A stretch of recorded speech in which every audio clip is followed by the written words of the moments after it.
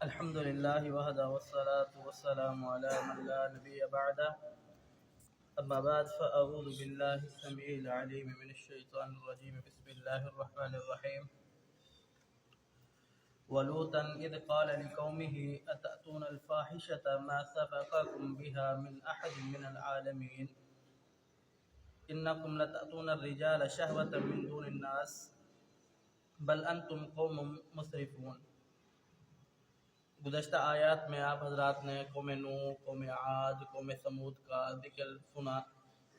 اللہ رب العالمین کے قاصد پیغمبر، اللہ رب العالمین کی طرف سے بھیجے ہوئے رسول ان کی طرف آ کر کے ان کو دعوت دی، اور انہوں نے ان میں سے کچھ لوگ تھے جو اس دعوت پر ایمان لائے، باقی لوگوں نے ان کی دعوت کا مذاق اڑایا. تو اللہ رب العالمین نے پھر ایک کے بعد ایک قوم کو سخت ترین عذاب سے دوچار کیا.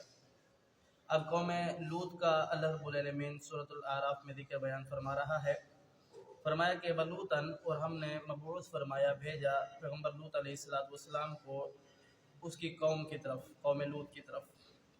انہوں نے آ کر کہا اذ قال لقومه اتأتون الفاحشة ما سبقكم بها من احد من العالمین، اے میری قوم، تم ایسی بے حیائی، ایسی برائی، ایسی فحاشی کی طرف آتے ہو جو تم سے پہلے کوئی ایسی قوم ایسی بدفعلی کی طرف نہیں آئی.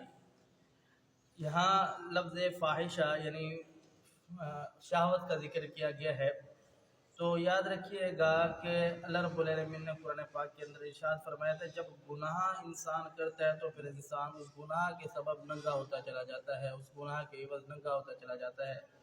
تو انہوں نے گناہ اتنے کیے کہ یہ اب اس گناہ کے اندر اپنی گناہ کو گناہ سمجھتے ہی نہیں تھے. یہ گناہ کو اپنے اوپر ایک بہت بڑا اعزاز سمجھتے تھے.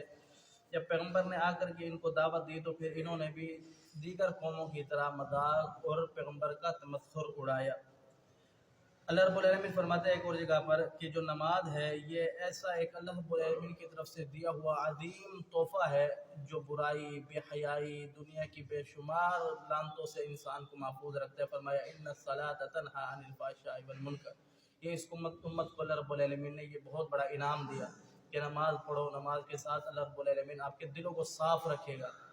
تو یہاں اللہ رب العالمین بیان فرماتا ہے کہ یہ لوگ ایسے تھے جو ایسی بے حیائی، ایسی برائی کو آتے تھے جو اس سے پہلے کی اور قوم نے نہیں کیا. وہ برائی کیا تھی؟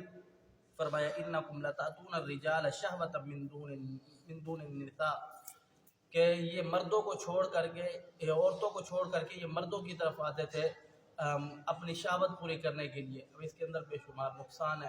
ایک تو اللہ رب العالمین نے اس چیز کو بنایا اس لیے نہیں ہے، دوسرا یہ ہے کہ یہ مردود عمل ہے، حرام عمل ہے.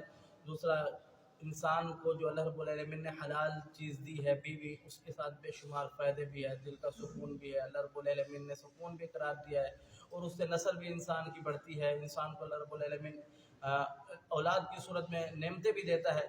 لیکن جب انسان اس کو چھوڑ کر کے غلط اور غلیظ ترین کام کی طرف جاتا ہے، یہاں مردوں کا ذکر کیا، یہ مردوں کو مفسرین نے لکھا ہے مرد ذکر کرنا یہاں ان کی قباحت کو بیان کرنا تھا، ان کو آڑ دلانا محسوس تھا. لیکن یہ بے رشت جو بچے ہوتے ہیں چھوٹے، ان کی طرف یہ برائی کے لیے جاتے تھے، اور مردوں اپنی جو اللہ رب العالمین نے حلال کام دیا، عورتیں دیا، ان کو چھوڑ کر کے.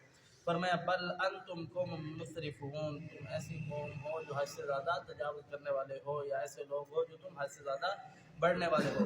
اب قوم نے اس پر کیا جواب دیا؟ جیسے کہ قوم ہود نے، قوم عاد نے، قوم ثمود نے پیغمبروں کا تمسخر اور مذاق اڑائے تو پھر ان کے پاس اللہ کا عذاب ہے. انہوں نے بھی یہی کام کیا. فرمایا وما كان جواب قومه الا ان قالوا اخرجوهم من قريتهم انهم اناس يطهرون. انہوں نے کہا کہ تو پیغمبر ہے، تو اللہ کا بندہ ہے، تو پاک بندہ ہے، تیرا کیا کام جو تو ہمارے درمیان ہے. فرمایا کہ جو یہ لوگ اچھے لوگ ہیں جو اپنے آپ کو پاکیزہ لوگ کہتے ہیں، ان کو اس محلے اس بستی سے نکال دو. یعنی یہ مذاق کے طور پر کہا ہے کہ ہم تو گناہ گار ہیں، تو ہمارے گناہ گاروں کے درمیان کیا کرے، تو پاک ہے تو اس بستی سے، اس علاقے سے نکل جا. تو یہاں انہوں نے وہی کام کیا جو دیگر قوموں نے کیا تھا، پیغمبر کا مذاق اڑایا. تو آگے اللہ رب العالمین نے انہیں بھی سخت عذاب دیا. گزشتہ جو آگے آیات آئے گی ان کے اندر آپ سے بات فرمائے گی. اللہ سمجھنے عمل کی توفیق دے. قول قولی ھذا استغفر اللہ لی ولکم ولسائر المسلمین.